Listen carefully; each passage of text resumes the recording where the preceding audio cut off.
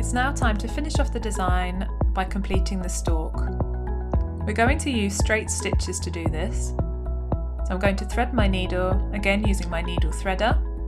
Thread the needle first with the needle threader and then poke the wool through the hole of the needle threader and pull.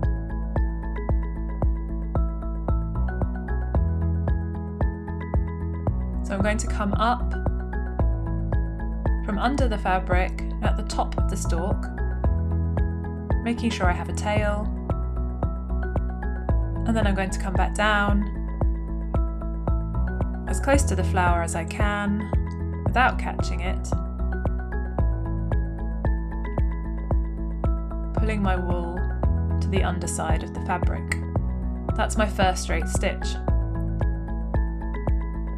I'm now going to do this again, trying to keep my wool and my needle in line with my first stitch.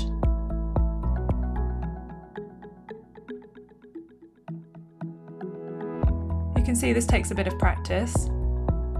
Pull the wool all the way through and then go back down as close to the flower as you can. This stitch is longer than the first one to cover the space. We're going to repeat that again,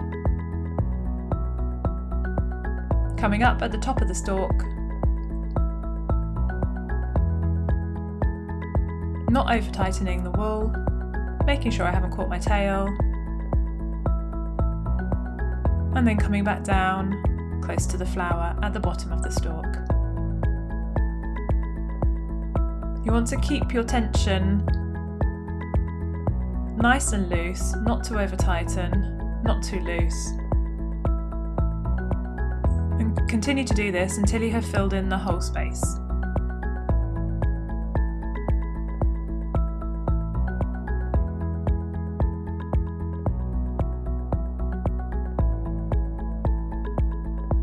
I'm going to do one more stitch.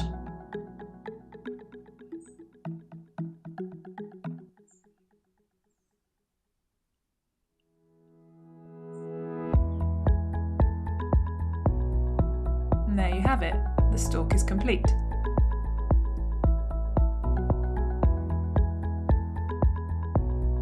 It's now time to tie off underneath.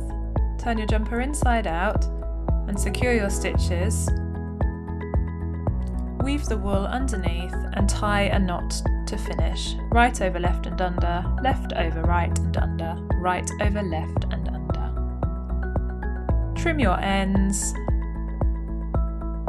and your jumper is finished. All that's left to do is to wash off the stabiliser.